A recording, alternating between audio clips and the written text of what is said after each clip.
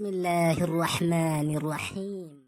Debbo goto ummi noon to wuro mumen en fayi to ñawowo goto hakkilanti o sikanno ko bileji sababuni o nani no rawɓe wuro mabɓe en mbi on ko bileji o yetti e ñawowo o yehema bileji mboɗo ñaguima waɗnam bilew bel kalko mbimi joom gallam en jaab joom gallam no satti omo boni homo ñaaɗi on ɗon miiji dañ feere wiya addu leeɓol mbarodi sa addi leeɓol mbarodi haajuma humtima debbo wi leeɓol mbarodi kono noon mbarodi mi ñaaɗi ene wawi songude walla gañam mbarodi no boni gorko o jaabimo wi andude haajuma humtotako so wona gadda leeɓol mbarodi nden noon debbo ande hoore muɗum woni e ruttade en miijo ha ɓoya o dañ feere o yehi o disni won debbo goto en wonno ɗon debbo o wi mbarodi de songota so wona sahade heeɗi wadde a yahat wona e funtude mbarodi ha gandanɗa hoorema wowo keɓa ɗum Allah waɗi o woni funtude mbarodi kanko debbo o mbono tew ladde omo ñammin mbarodi ndi omo abbito caggal omo funtu mbarodi ndi noon ha mbarodi ndi fuɗɗi wowdembo non foof o mbaɗ noon ha yetti e dumunu mo gandanɗa hoorema o yananama mbarodi ndi wattama haydara woyumomo o woni e momde mbarodi ndi omo momandi ha ɓoye seeɗa o itti leeɓol e tiini mbarodi ndi gandanɗa hoorema o woni e ruttade omo welti on mbi jonde mi malama hankadi mi fandini joom gallam o bileji so waɗini kam ko wonnata kam ko tan hankadini kala ko jiɗmi joom gallam mi heeɓi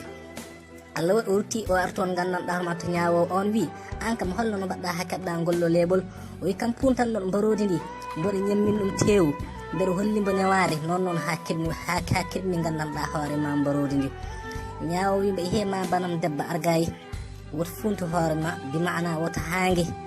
andude joom galle ma ɓurani ndiɗo mbarodi bondi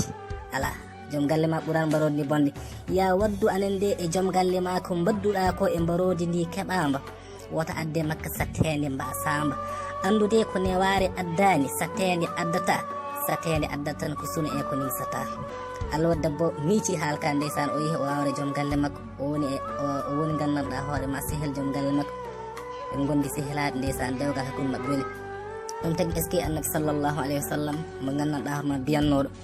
an neɗɗo o ya jokko on noon taƴiɗom ya yaafo wonande neɗɗo toñƴom ya rokku neɗɗo mo gandanɗa hoorema kaɗɗom ɗum tagui hay Allah tabaraka wa taala wonto haalata aljanna mo gandanɗa hoorema mawɗo Allah en haala wi jeyɗum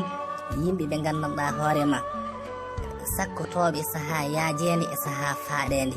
yimɓe ɓe gandanɗa hoorema mottoɓe tikkare saaha gandanɗa hoorema ndoɓe ceehi yimɓe ɓe gandanɗa hoorema yaafotoɓe saaha no gandanɗa hoorema no mbawi yoftade ɗum tagui annabi sallllahu alayhi wa sallam gonɗi Allah tabaraka wa taala kadi gandanɗa hoorema gonɗi gandanɗa hoorema e haala muɗum ka sadaqallahu alazim wa ballaga rasuluhu lkarim musidɗo aɗa ñaaga nde mbasta yejjirde wadde abonné e chaine amen YouTube bel so vidéo ji amen goɗɗi kesi ngari mbawa yettadom